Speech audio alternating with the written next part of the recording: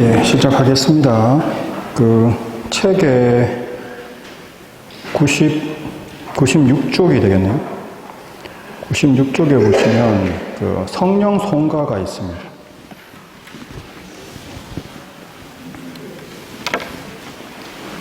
여기 보면 페이지가 오른쪽에 두 개가 같이 붙어 있습니다. 96, 97 이렇게. 네, 7과 성령을 찾아가는 여행 96, 97. 예. 성부와 성자와 성령의 이름으로 아멘. 오소서 성령님, 주님의 빛 그 빛살을 하늘에서 내리소서. 가난한 이 아버지, 오소서 은총 주님, 오소서 마음의 빛, 가장 좋은 위로자, 영원의 기쁜 손님, 저희 생기 돋우소서. 일할 때의 휴식을, 무더위의 시원함을, 슬플 때 위로를, 영원하신 행복의 빛, 저희 마음 깊은 곳을 가득하게 채우소서. 주님 도움 없으시면 저희 삶의 그 모든 것 해로운 것뿐이리이다. 허물들은 씻어주고 마른 땅 물 주시고 병든 것을 고치소서. 굳은 마음 풀어주고 차디찬 마음 데우시고 빗나간 길 바로소서. 성령님을 굳게 믿고 의지하는 이들에게 성령 칠은 베푸소서. 덕행 공로 쌓게 하고 구원의 문 활짝 열어 영원 복락 주옵소서. 성부와 성자와 성령의 이름으로 아멘. 오늘 우리 견진교리 성령을 찾아가는 여행. 네. 견진은 말 그대로 성령께서 우리에게 내려오시고 우리를 채워주는 걸 이야기하는 겁니다. 삼위일체,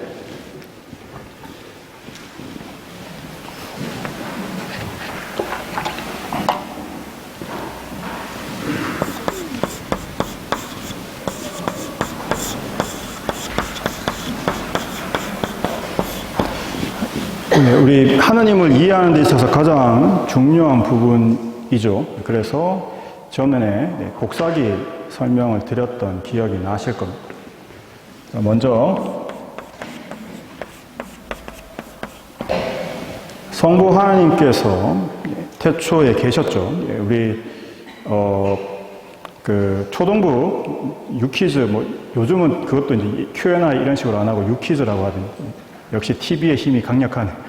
네, 초등부 애들 질문 중에 하나가 하나님은 언제 태어나셨어요? 이거였거든요. 네, 하나님은 태어나신 분이 아니죠. 처음부터 존재 그 자체이시니까 태초부터 존재하셨던 분이 성부 하나님이신데, 하나님께서는 사랑 그 자체이신 분이죠. 사랑은 결코 자기 혼자 할 수가 없습니다. 반드시 타인을 사랑해야지 사랑이, 자기 자신을 사랑하는 사랑, 우리 흔히 말하는 나르시즘, 자기애는 파멸입니다. 왜냐하면 결국 자기 자신을 사랑하게 되면 결국은 자기애만 커지기 때문에 결국 그거는 진정한 의미의 사랑이 될 수 없고 결국 파멸에 이르게 됩니다. 따라서 하나님께서는 당신 자신을 사랑하지 않습니다. 절대. 그래서 나의 이 사랑, 즉 내 모든 존재를 받아줄 다른 존재를 원하시게 되는 거죠. 그 원하심에서 완전히 다른 위격이 튀어나온 그분을 우리가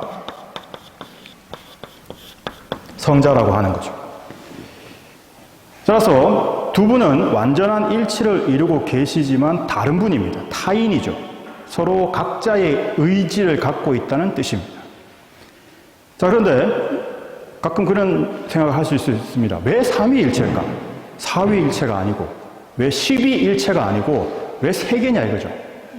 그 이유는 바로 주고받는 관계이기 때문에 그렇습니다. 삼각형이 아니고요. 네. 즉 무슨 말인가 하면 하나님께서 성자에게 당신을 주시는 거죠. 그러면 자, 출발했습니다. 그죠? 근데 아직 도착은 안 했죠. 그럼 중간이 있어요. 이동하는 단계. 예, 우리가 그 하느님을 성령이라고 부르는 거죠. 자, 여기서 이제 동방교회랑 서방교회가 갈라집니다. 자, 서방교회, 즉 우리 가톨릭을 대표하는, 가톨릭밖에 없죠. 참, 서방교회는. 예, 서방교회인 가톨릭은 자, 하느님에게서도 성령은 나오시고 성자에게서도 성령이 나오셔서 성부와 성자 사이에 성령께서 계속 순환하시면서 교환하신다. 즉 성령은 성부와 성자에게서 다 발하신다. 그러니까 이게 태어나는 게 아니기 때문에 발한다라고 표현을 합니다. 네, 성부와 성자에게서 다 나오신다는 거죠. 이게 우리 가톨릭 서방교회의 생각이고 동방교회는 일방통행입니다. 즉 이 부분이 없는 거죠. 오로지 성령은 어디서부터? 예, 성부에게서만 나온다. 이런 개념이죠. 그런데 이게 안 맞는 것 중에 하나가 뭐냐면 예수님의 성경 표현에 따르면 자, 내 영을 너희에게 준다. 내가 하늘에 가서 그죠?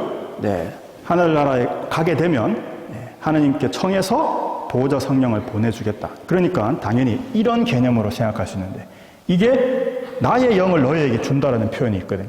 그렇게 되면 이게 성립이 돼야 되는 거예요. 따라서 네, 이 부분을 놓고 이제 어떻게 할 거냐라는 부분이 결국 하나, 그리고 두 번째가 이제 성상 문제.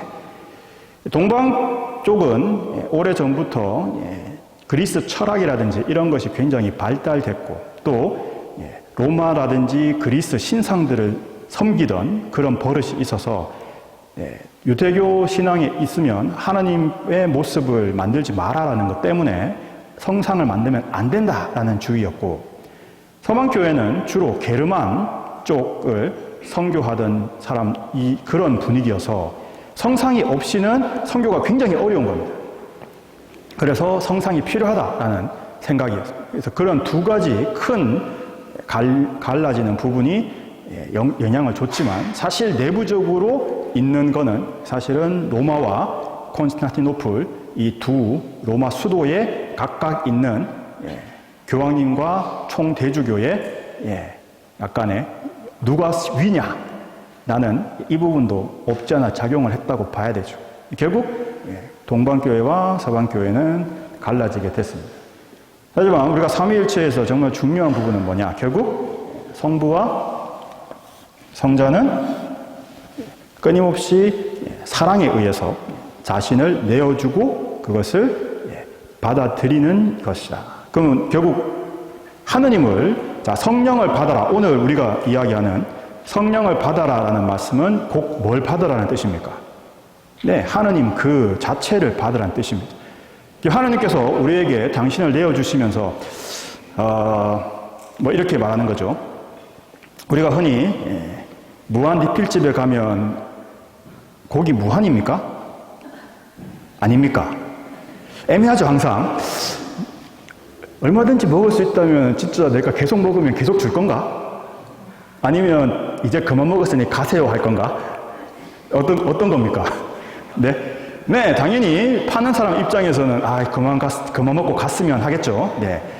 그렇기 때문에 실제로 생각해 보면 자 하나님께서 우리에게 당신을 내어 주신다고 했을 때 무한히 내어 주신다면 말 그대로 하나님의 무한은 요만큼만 먹고 가세요의 무한은 아니겠죠. 따라서 전부 우리한테 주시는 겁니다. 문제는 받아들이는 우리 용량이 자 고기 마음껏 드세요라고 하더라도 1kg쯤 먹고 나면 1kg도 안 되나요? 2kg 해야 되나? 아니에요? 예. 3kg. 자꾸, 네. 여러분, 내려가지 않습니다. 올라가죠. 예. 자, 그래서 우리가 절대 다 못 먹죠. 예. 그렇게 생각하면, 결국 하나님께서 당신을 우리한테 주신다고 하더라도 결국 못 받아들이는 건 하나님 문제가 아니고 받는 우리의 문제라는 겁니다. 예. 따라서 우리는 부활해야 되는 거죠. 왜요? 용량을 바꿔야 되니까. 용량을 바꿔야 되는 겁니다. 하느님을 받아들이는 게 지금 용량으로는 거의 컴퓨터에 있는 1TB의 거를 프로피 디스켓으로 받겠다는, 바이트 단위로 받겠다는 것과 같은 거죠. 말이 안 되는 겁니다. 그래서 하느님을 받아들이려면 더 큰 용량의 슈퍼컴퓨터로 바꿔야 되는 거죠. 그 슈퍼컴퓨터가 뭡니까? 사기 지은, 즉 부활해서 하나님으로부터 받는 새로운 육체, 그걸 통해서만이 하나님을 그나마 제대로 받을 수 있지만, 그런 육체를 받았다고 하더라도 우리가 하나님을 완전히 받아들이는 건 사실상 어렵다. 왜? 하나님은 무한하신 분이라서. 우리가 계속 지금부터 하나님을 받기 시작합니다. 언제 다 받을 수 있습니까? 무한한 후에요. 그러니까 이게 끝이 나는 게 아니에요. 그냥 하나님 받았습니다 하면 거기서 끝나는 게 아니라 하나님이 계속 주실 거 아닙니까? 무한하신 분이니까. 그럼 우리는 계속 어떻게 해야 돼요? 무한히 받아야죠. 그래서 천국은 이미 시작됐어요. 왜냐하면 여러분이 세례를 받고 우리는 이미 하나님을 받아들이기 시작을 하셨잖아요. 그러니까 내가 현재 받을 수 있는 용량만큼 하나님이 계속 주고 계시죠. 물론 못 받고 다 가는 부분이 다지만 하나님은 계속 주시지. 그런데 우리는 어쨌든 그거를 받다가 계속 흘려가기도 하고 또 계속 받고 합니다. 그렇지만 계속 받는 거죠. 언제까지? 무한히. 그래서 실제로 천국이라는 것은 멈춰진 상태가 아니고 끊임없이 하느님을 향해서 다가가고 있는 상황인 거죠. 무한히. 그래, 그 이야기를 전에 부활 때 말씀을 드렸었습니다. 즉 삼위일체의 뜻은 하나님은 사랑이시다라는 뜻이죠. 어떤 사랑요? 삼위일체의 사랑. 즉 자신을 완전히 내어주시는 사랑이다. 결국 성령을 받아라라는 말은, 성령과 일치한다는 말은 하느님을 받는다는 뜻이고 하나님과 하나가 되어야 된다는 뜻이고, 바로 이 삼위일체 안으로 우리도 들어가야 된다는 뜻이 됩니다. 자, 예수님께서 사람이 되셨기 때문에 이 길이 열린 거죠. 즉 성자께서 인간이 되셨기 때문에 우리에게 성령, 즉 하느님께서 오실 수 있는 길이 열린 겁니다. 그래서 우리가 예수님을 머리로 하고 우리는 모두 다 지체다라고 하는 이 그리스도 신비체의 이야기를 하는 이유가 바로 예수님을 통하지 않고서는 하나님을 받을 수 있는 길은 존재하지를 않는 겁니다. 그래서 양심적으로 살고 어쩌고, 다 좋은데 그것도 결국은 뭐냐면 예수님과 연결될 수 있는 가능성이 있다라는 이야기지, 양심적으로 살았다고 해가지고 되는 게 아니라는 거죠. 양심적으로 살고 주님의 법대로, 주님께서, 하나님께서 주신 법대로 우리가 살고 있다면 예수님을 만나게 됐을 때 당연히 그분을 우리 구세주로, 내가 지금까지 따르고 내가 지금까지 지켜왔던 이 모든 법칙과 양심을 주신 분이 누구다? 하나님이시다. 그러니까 그분을 나는 당연히 받아들이게 될 거다라는 이야기입니다. 따라서 모든 사람은 세례받지 않으면 구원을 못 받는다는 개념은 살아서 받던 죽어서 받던 언제든 반드시 받아야 된다는 뜻이죠. 즉 하느님을, 예수님을 내 구세주로 고백할 수 있어야 된다는 뜻입니다. 그래서 우리 천주교 신자들에게 있어서 선교한다는 건 선택이 아니고 필수가 되는 게, 하나님께서 당신을 구원하시기 위해서, 예수님께서 당신을 구원하시기 위해서 인간이 되셔서 죽으셨어요. 하나님은 이렇게 사랑이신 분이세요 라는 이야기를 사람들한테, 그 사람이 믿고 성당에 오는 게 목적이 아니고 그 이야기를 전한 게 중요한 겁니다. 그러면 그 사람이 결국 죽음 순간이나 어떤 계기가 됐을 때 하나님을 생각하게 되면 무슨 생각이 들겠습니까? 하나님이 심판자입니까? 아니면 사랑이신 분입니까? 사랑이신 분이죠. 그러면 그분께 그런 분이라고 하던데 그러면 내가 그분을 믿어볼 만하지 않겠느냐. 이게 핵심입니다. 그러니까 내가 하나님을 어떤 분으로 다른 사람에게 전하느냐가 굉장히 중요한 거죠. 따라서 절대 우리 자체가 하나님은 사랑이시다라는 걸 잊지 말고, 특히 그래서 삼위일체가 4대 교리에 들어가 있고 가장 중요한 하나님에 대한 이해인 겁니다. 그럼 삼위일체라 말하는 뜻은 결국 하나님은 사랑이시다라는 뜻이죠.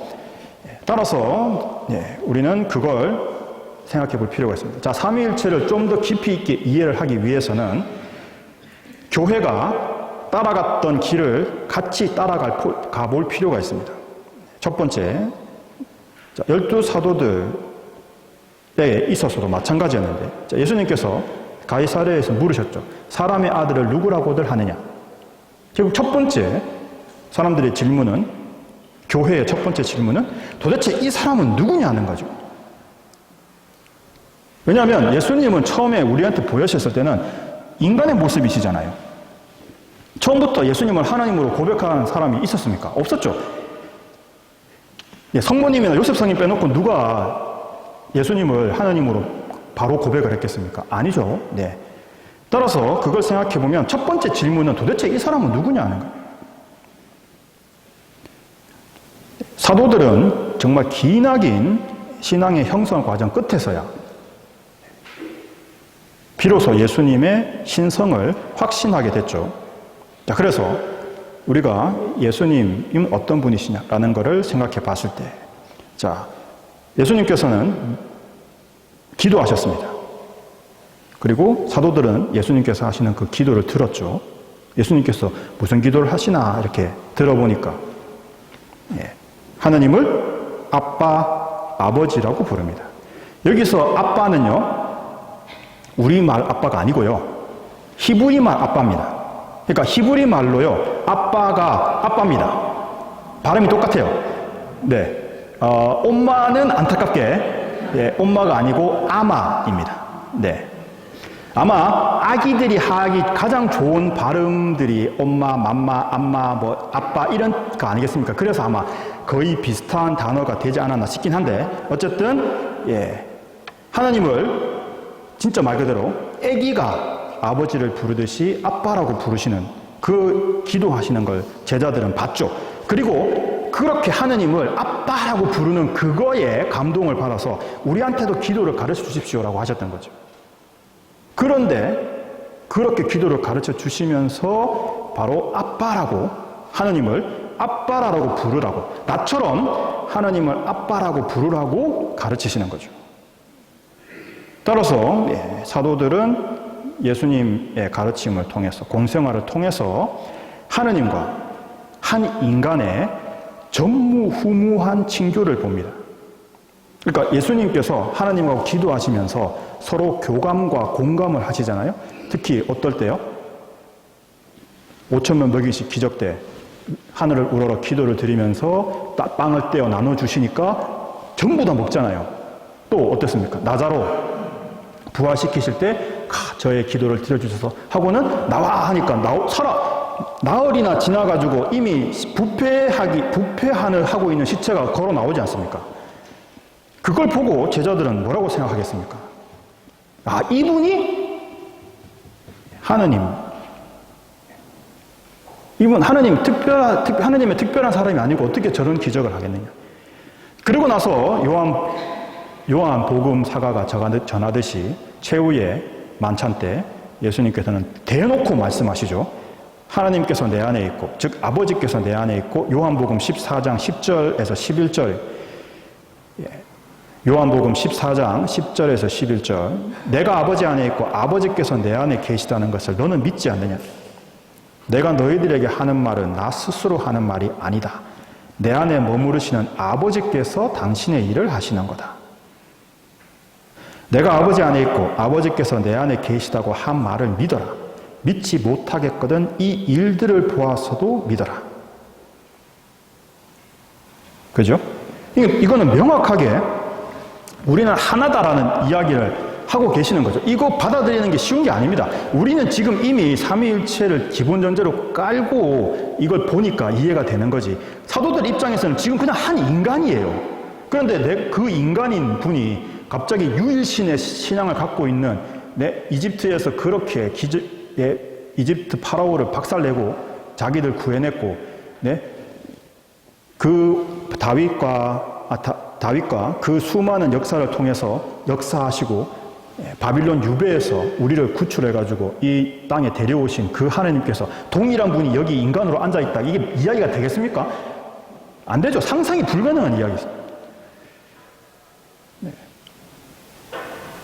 그리고 나서 거기서 한 걸음 더 나가시죠. 요한복음 14장 15절에서 16절. 너희가 나를 사랑하면 내 계명을 지킬 것이다. 그리고 내가 아버지께 청하면 아버지께서는 다른 보호자를 너희에게 보내시어 영원히 너희와 함께 있도록 하실 것이다. 따라서 이걸 생각해 보면, 자, 그러면 너희가 나를 사랑하면 내 계명을 지킬 거다. 그럼 우리가 받은 계명이 뭡니까? 10계명 이러시면 안 돼요, 아직도. 네, 뭡니까? 그렇죠. 네 몸처럼 이웃을 사랑해라. 결국 이거죠. 삼위일체를 본받아라. 삼위일체 안으로 들어와라. 내가 이웃을 사랑하는 그 사랑은 어떤 사랑입니까? 내 사랑입니까? 아니죠. 하나님을 사랑하는 삼위일체의 사랑으로 이웃을 사랑해야 되는 겁니다. 그러니까 우선적으로 삼위일체의 사랑이 내 안에 내면화가 안 되면 내가 이웃을 사랑하는 게 하나님 계명을 지키는 게 아닙니다. 먼저 삼위일체의 사랑에 내가 이미 일치가 되고 나서 그 사랑으로 이웃을 사랑해야 그게 이웃을 사랑하는 계명이 지켜지는 거거든요. 그래서 제1계명과 제2계명이 합쳐지는 하나님을 네 마음과 정신과 힘과 모든 걸 다해서 하나님을 사랑한다는 이 삼위일체의 사랑이 내 안에서 이루어져야 제2계명인 이웃을 사랑하는 것이 1계명으로 올라갈 수 있는 겁니다. 즉 하나님을 사랑하는 게 안 되면 이웃을 사랑하는 건 내 식으로 사랑하는 거죠. 내 뜻으로 사랑하는 거죠. 그건 하나님께서 말씀하신 사랑이 아닙니다. 원칙적으로는요. 따라서 예수님은 바로 이 하나님의 사랑, 하나님께서 우리에게 보여주라고 하셨던 그 말씀들을 완전히 지키셨고 그것이 가장 빛나게 드러났던 순간들이 바로 순환과 십자가죠. 따라서 끝까지 하나님께 순명하는 모습을 제자들에게 보여주셨고 그렇게 보여주시고 나니까 그분이 부활하시는 영광을 하나님께서 받으셨다는 것을 듣게 됩니다. 보게 됩니다. 직접 만나게 됐죠. 아, 정말 이분이 하느님이셨다. 자, 근데 여기서 이제 문제가 발생합니다. 자, 우리는 지금 하나님은 한 분이시다. 그죠? 10계명의 제1계명. 하나님은 한 분이신 하나님을 흠숭해요. 하나님은 한 분이신데 그럼 예수님은 뭐예요? 하나님이에요? 하나님 아니에요? 자, 문제가 발생했습니다. 두 번째 질문이 들어가는 거죠. 도대체 하나님과 예수님은 하나야 둘이야? 네, 여기서 이제 교회는 쉬운 방법을 택한 사람들이 굉장히 많습니다. 우리가 흔히 말하는 이단들이죠. 어떤 쉬운 길을 택했습니까? 아주 쉽잖아요. 하나님께서 잠깐 인간의 모습으로 뿅 하신 거야. 그죠? 얼마나 간단 명료한 설명이죠. 근데 그렇게 돼버리면 문제가, 그러면 하나님이 십자가 고통을 받을 수가 있나요? 그러면 십자가 고통이 뭐가 됩니까? 쇼가 되는 거죠. 근데 그걸 통해서 우리를 구원했다. 완전히 예수님의 강생 자체가 전부 다 쇼가 되는 겁니다. 그냥 잠깐 퍼포먼스 한 거예요. 그러면 그 예수님께서 피땀 흘리시고 고난을 하시고 고민하시고 하셨던 모든 고통은 전부 뭐가 됩니까? 네, 연극이 되는 거죠. 가치 있습니까, 그게? 없죠. 그래서 각하, 그건 아니야. 자, 쉬운 길 못하죠. 두 번째는 원래 그냥 인간이셨던 분인데 하나님께서 자, 오늘부터 너는 내 아들 하자 하는 거죠. 이것도 말이 안 되는 거죠. 네. 그래서 쉬운 길을 포기하고 교회는 어려운 길을 갑니다. 즉 이건 쉽게 이해될 수 있는 게 아니다. 따라서 천천히 그리고 깊이 있게 이해가 되어야 된다라는 거죠. 자, 인간이면서 신이신 예수님께서. 자, 인간이시잖아요, 예수님은. 그러니까 우리가 흔히 저번에도 한번 말씀드렸던 적이 있는데 예수님을 이해할 때 조심하셔야 되는 부분이 뭐냐면 인간은 육체와 영혼을 가지고 있는 존재입니다. 따라서 예수님은 영혼이 따로 있으세요. 신성이 따로 있으시는 거고. 그러니까 예수님은 영혼과 육체와 신성이 합쳐진 분이죠. 그럼 예수님의 영혼은 어떻게 됐습니까? 죽어서 하나님 손에 맡겨지셨죠. 그래서 그 영혼을 다시 부활시키시는 새로운 육체를, 새로운 육체라기보다는 원래 있던 예수님의 육체가 완벽한 육체니까 그 육체로 부활을 하시면서 다시 영혼과 합쳐지시고 신성까지 그 안에 받으시게 되는 거죠. 따라서 예수님은 영혼이 있으시다라는 거, 예수님의 영혼이 신성이 아니다. 이거 구분하셔야 됩니다. 이처럼 어려운 길을 택해서,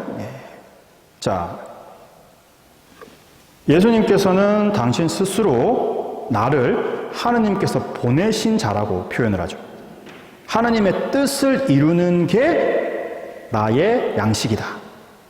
분명히 이 표현 안에는 하느님의 이원성, 즉 다른 존재를 이야기합니다. 따라서 이 두 분은 다른 분인 거죠. 그런데 같은 하느님입니다. 어떤 의미에서? 완전히 자신을 내어주시고 완전히 받으시고 다시 완전히 자신을 내어주시고 완전히 받으시고 구분할 수 없는 일체. 그래서 사랑으로 완전히 하나가 되어 계시는 거지 두 분은 서로 타인이라는 거죠. 결국 이런 삼위일체의 역설 앞에서 교회는 이 점을 확고하게 붙들고 있지 않으면 더 이상 인류에게는 희망이 없다라는 것을 깨닫게 되죠. 그래서 아까 제가 말씀드렸던 강생이 공상이라면, 즉 강생이 쇼라면 구원도 역시 공상이다, 쇼다라는 거를 언제 348년에, 천이 아니고요, 348년에 예루살렘의 성 치릴로께서 348년에 이미 예비신자 교리를 강론하면서 이렇게 표현하셨습니다. 강생이 공상이라면 구원도 공상이다. 즉 하나님께서 참으로 인간이 되셔서 오시지 않으면 구원은 성립될 수 없다라고 말씀을 하시는 거죠. 하지만 하나의 위격, 즉 신성만 가지고 있는 분이라면 인간이 되실 수가 없죠. 따라서 굉장히 이해하기 어렵다고 볼 수도 있지만 결국 교회의 이 신비를 이해하기 위해서는 우리는 천천히 묵혀서 우리 안에서 정말 하나님께서 왜 이렇게 삼위일체의 신비를 말씀하시는가. 결국 핵심은 그 사랑 안으로 우리가 들어오기를 원하셨기 때문이다. 우리도 삼위일체 안에서 완전히 일치되게 하기 위해서다. 결국 그게 뭡니까? 성화죠. 그게 바로 신화입니다. 따라서 우리는 이 그리스도의 신성, 우리가 하나님과 합쳐질 수 있는 방법은 예수님을 머리로 할 때 가능한 거죠. 따라서 예수님을 통해서 이 삼위일체의 완전한 신성 안에 일치해야 된다는 것을 끊임없이 되새겨야 됩니다. 문제는 결국 사랑이 되는 거죠. 즉 사랑이 아닌 다른 것을 통해서 하나님의 신비를 이해하려고 하면 오류에 빠지게 됩니다. 그래서 하나님께서, 예수님께서 끊임없이 우리에게 사랑의 일치라고 말씀하시는 이유가 바로 거기서 있는 거죠. 오로지 우리는 우리 신앙, 가톨릭 신앙을 이해할 때는 오로지 한 단어, 뭡니까? 사랑. 이거 이외에 다른 것으로 우리 신앙을 이해하려고 하면 안 됩니다. 왜 하나님께서는 우리에게 십계명을 주셨습니까? 하나님을 사랑하라고. 왜 우리에게 그 이웃 그 십계명의 나머지 부분들을 이야기하셨습니까? 이웃을 사랑하라고. 왜 미사에 옵니까? 하나님을 사랑하려고. 왜 기도합니까? 하나님과 사랑의 대화를 나누기 위해서. 그러니까 전부 다 모든 거를 사랑이라는 그 단어로 대입해서 해석을 하시도록 하셔야 하나님과 하나가 될 수 있다는 거죠. 즉 인간 사랑에는 기쁨과 고통이 함께 있고 사랑하는 사람과 하나가 되고자 하지만 하나가 될 수 없는 고통이 있습니다. 아니 내가 아무리 상대를 사랑하지만 그 사람과 완전히 하나가 될 수 있습니까? 안 되잖아요. 네? 내가 그 사람하고 같이 있고 싶은데 네? 항상 같이 있을 수 있습니까? 화장실도 가야지. 네? 화장실도 같이 가시나? 네, 그러니까 우리가 그렇게 생각해 보면 결국 우리가 사랑을 하기 위해서는 반드시 두 명이 필요한 겁니다. 혼자 사랑할 수는 없거든요. 예. 따라서 사랑의 완성을 위해서는 반드시 둘이 필요하고, 하지만 사랑은 보이지가 않습니다. 자, 내와 너와 사랑을 하죠. 그런데 내가 너를 사랑하는 사랑이 보입니까? 그러니까 무슨 말인가 하면 나 너 사랑해. 너의 사랑을 보여줘. 어떻게 해요? 별을 따올까요? 아니 맨날 하는 말이죠. 하늘에 별을 따주고 별이 없어서 다이아몬드 주나? 아무튼 그래서 그래서 어떻게 합니까? 성령이 눈에 보이십니까? 안 보입니까? 안 보이죠. 우리가 보는 거는 성부와 성자밖에 없는 거죠. 이 두 분이 나누는 사랑은 눈에 안 보인다고요. 그래서 성령이 눈에 안 보이는 거라고요. 그래서 성령을 주신다는 거는 결국 이 성령은 하나님 사랑의 뭡니까? 정수죠. 우리가 서로 주고받는 사랑은 눈에 안 보인단 말이죠. 하지만 있습니까? 없습니까? 있죠. 뭘 소식적에 다 하셨잖아. 자, 그러니까 우리가 그렇게 생각해 보면 다 있다고요. 있는 거예요. 바로 그게 우리가 서로 주고받는 사랑, 그것이 극대화됐을 때의 모습, 바로 하나님과 성자께서 주고받고 계시는 그 사랑의 현현이 바로 성령이시고, 그러면 하나님께서는 우리한테 성령을 받아라라고 말하는 건 바로 내 사랑을 받아라라는 뜻이 되는 거죠. 여기까지가 제가 아까 처음에 설명드렸던 게 단계적으로 교회가 역사를 통해서 수백 년에 걸쳐서 천천히 이해해서 도달하는 것입니다. 그걸 이렇게 간단한 도형으로 복사기라는 내용으로 여러분께 전달해 드리는 거죠. 그게 이미지화의 정말 강력한 힘이거든요. 스토리텔링의 힘입니다. 그래서 우리 선조들은 그 스토리텔링의 힘이 강력함을 알았죠. 그래서 어떻게 했습니까? 옛날겠죠?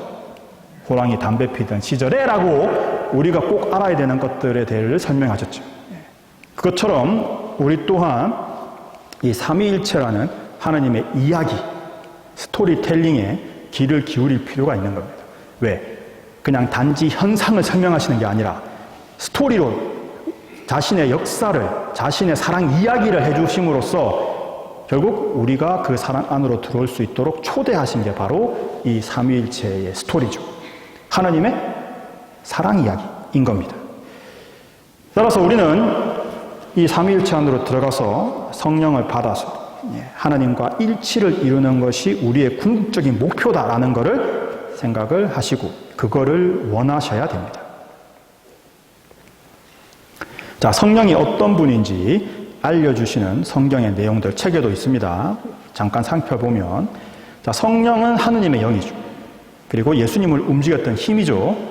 왜냐하면 예수님께서 끊임없이 말씀하시잖아요. 내가 아버지께서 시켜서 하시는 거고, 내가 말하는 게 아니라 아버지께서 말씀하시는 거고, 예수님을 움직이고 예수님을 말씀하시게 하시고 예수님께서 이 모든 것들을 하시게 하셨던 건 결국 하나님의 영이다. 그죠? 그리고 예수님과 하나님께서 서로 나누셨던 사랑이 병자들을 고치셨던 예수님의 힘이고, 이런 예수님께서 우리에게 이렇게 성령을 받아야 한다는 것을 모범으로 보여주시기 위해서 굳이 필요하셨을까 약간 의문이 들지만 세례를 굳이 받으셔서, 세례자 요한이 말했지 않습니까? 세례를 예수님께서 받으러 오시니까 뭐라 했습니까? 아니, 제가 받아야 되는데 저한테 받으시려고요? 라고 하셨잖아요. 그러니까 예수님께서 이게 이렇게 해야 되기 때문에 해야 된다 하셨잖아요. 바로 그겁니다. 우리가 세례를 받아야 한다는 것을 드러내기 위해서 본인께서 굳이 받으시지 않아도 되는 성령 그 자체이신 분께서 세례를 받으시는 거죠. 그리고 하나님과 예수님의 관계, 하나님과 인간의 관계를 드러내시는 거예요. 따라서 성령은 우리 안에 계시는 하나님의 사랑이다라고 말할 수 있습니다.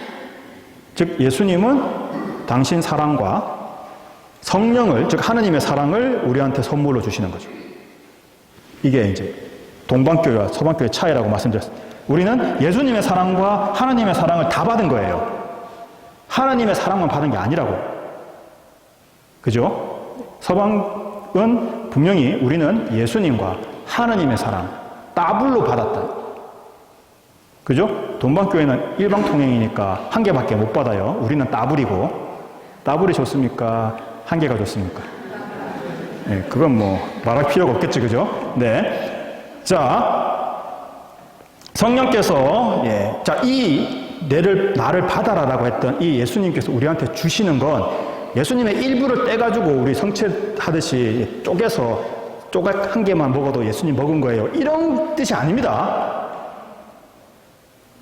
그렇지 않습니까? 자, 성령 쪼개가지고 사람 많아가지고 쪼개서 요만큼 주면은 그거는 예수님 일부만 모신 거예요? 성체 한 개면 전체고 그걸 쪼개면 예수님이 반쪽이 나가는 겁니까? 아니죠. 어떻게 됩니까? 전부 다죠. 그래서 성령을 받는다는 건 예수님의 힘의 일부라든지 하나님의 일부가 우리한테 오시는 게 아니라 전부가 온다는 뜻입니다.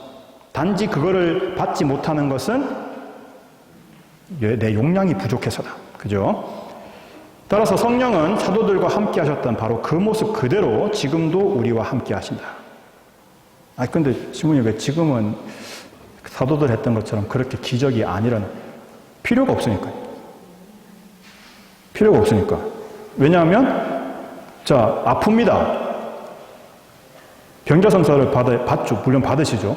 근데 사제가 나서야 됩니까? 병원 가셔야 됩니까? 병원 가셔야죠. 아니, 왜냐하면 인간의 능력이 성장을 해야 되잖아요. 인간의 창조력도 하나님의 이 역사를 통해서 인간의 창조력이나 인간의 능력도 발전을 해왔던 거 아닙니까? 그거 활용을 해야죠. 전부 다 뭐든지 다 하나님께서 하실 겁니까? 아니잖아요. 인간의 창조력과 인간의 기술의 발달은 인간 능력의 성장이잖아요. 그럼 써먹어야죠. 네, 그러니까 하나님이 지금도 인간의 이 과학과 기술의 발달로 해석되지 못하는 일들을 가끔 하시는 거죠. 왜? 야, 그래도 내가 내 파워가 좀 세지? 뭐 그런 거지만 결국 인간의 발달이나 인간의 성장을 무시하시는 게 아니기 때문에 당연히 그걸 지혜롭게 이용하는 건 당연한 겁니다. 따라서 인간이 나설 수 있는 병은 병원 가셔야죠. 그거랑 비슷한 거지 않습니까? 몇 번이나 이미 반복해서 말씀드렸던 홍수가 났는데 구출해달라고 기도하면서 막 문 두드리고 나오세요. 배 타고 지나가면서 빨리 타세요. 헬기 사다리 내려주는데 안 타고 계속 기도하고 있다가 죽어가지고 천국 가가지고 아니 왜 안 구하러 왔냐고. 그거랑 똑같은 거 아닙니까? 그렇게 하시면 안 된다고. 따라서 우리는 주님께서 우리 인간을 성장시키고 발전시키셨던 그 과학과 기술의 발달도 인간의 능력의 성장이기 때문에 그것도 잘 활용하셔야 됩니다. 그리고 예수님의 성령께서 교회 안에 계시고 교회를 이끄신다는 것을 항상 기억하시고 하나님의 성령께서는 마음을 열고 성령의 소리에 귀를 기울이려고 하는 모든 신자 안에 살아 계신다는 겁니다. 따라서 자, 지금까지의 이야기를 종합해 보면 내가 견진을 청하면서 또는 견진을 이미 받은 신자로서 성령께서 내 마음에 오시기를 원하고 청해야 한다는 거죠. 이건 결국 하나님 아버지께서 예수님께서 내 안에 오시기를 청하는 것과 같게 되는 거죠. 그래서 아까 기도하셨던 성령 송가가 첫 번째 구절부터 오소서 성령님이 되시는 거예요. 그래서 성령 강림 대축일에 뭐 합니까? 뽑는 거죠. 뽑기 하시잖아요. 올해도 뽑을 거거든요. 그거 왜 뽑습니까? 라는 거죠. 네? 쪼옥입니까? 아니죠. 진짜 내한테 성령이 오시기를 청하는 마음에서 성령 송과와 성령 뽑기를 통해서 진짜 성령께서 내 안에 오셔서 자리하시기를 청하는 겁니다. 자, 그러면 성령께서 내 안에 오셔서 자리를 잡으시면 과연 우리는 어떻게 변하느냐? 이게 굉장히 중요한 거죠. 그래서 성령의 9가지 열매가 이제 책에 나옵니다. 즉 무슨 말이냐? 성령께서 내 안에 계신다면 나는 사랑할 줄 아는 사람이 될 것. 또 두 번째, 항상 기뻐하겠죠. 왜냐하면 성령께서, 하나님께서 내 안에 계시니까. 네. 평화를 간직합니다. 그러니까 문제가 없는 게 아니고요. 그 문제가 있다 하더라도, 고통이 있다 하더라도 그걸 하나님 안에서 생각을 하면 주님의 십자가나 주님의 순환처럼 나를 더 좋게, 더 성장하는 방향으로 이끌어 주시겠죠. 따라서 마음의 평화를 간직할 수 있고 고통 중에서도 기쁠 수 있는 겁니다. 그렇다고 해서 이제 고통이 힘들지 않다는 뜻이 아니고요. 진짜 힘들죠. 힘듭니다, 고통은. 하지만 주님께 청해야 되는 거죠. 주님, 성령을 주십시오. 당신이 아니시면 견딜 수가 없습니다. 누구처럼요? 겟세마니에서 피땀을 흘리시며 기도하셨던 예수님처럼 우리 또한 주님께 도움을 청하셔야 된다는 거죠. 그렇게 하기 위해서는 반드시 인내가 결국 필요하게 됩니다. 그리고 호의와 선의, 친절, 즉 좋은 마음, 친절한 마음, 선한 마음, 이것이 나오게 될 거고, 또 성실한, 꾸준함, 이런 것들이 나오게 되겠죠. 결국 그 성경에 나오는 성령의 9가지 열매가 우리 안에서 열매를 맺고 그것이 드러나게 될 때, 아, 진짜 내가 성령과 함께 있구나. 다르게 말하면 성령과 함께 있는 삶을 살기 위해서 노력하는 사람은 그러한 모습들을 가지게 될 거다. 그러면 내가 아직 그런 모습이 좀 부족하다 싶으시면 더 열심히 기도하셔야 된다라는 뜻이 됩니다.